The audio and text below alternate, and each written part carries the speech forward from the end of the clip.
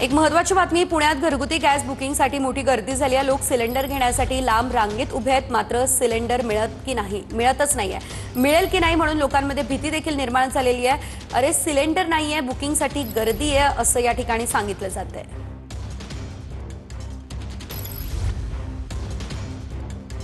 या संदर्भात अधिकची अपडेट घेऊयात आमचे प्रतिनिधी प्रदीप कापसे यांच्याकडून। प्रदीप, आपण पाहतोय पुण्यात घरगुती गॅस बुकिंगसाठी मोठी गर्दी झालेली आहे, नागरिकांमध्ये भीतीचं वातावरण दिसतंय, काय अपडेट?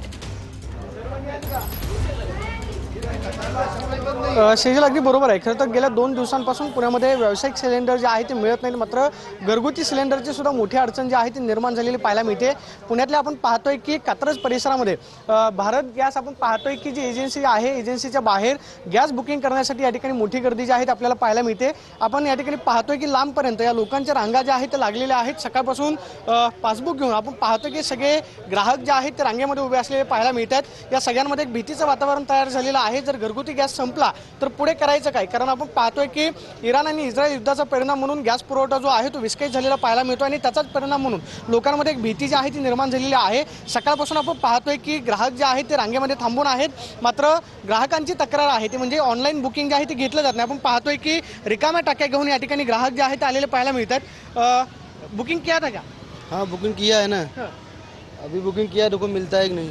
ओके, आपण पाहतोय की सिलेंडरच्या टाक्या घेऊन या ठिकाणी आलेले आहेत। बुकिंग केलंय का?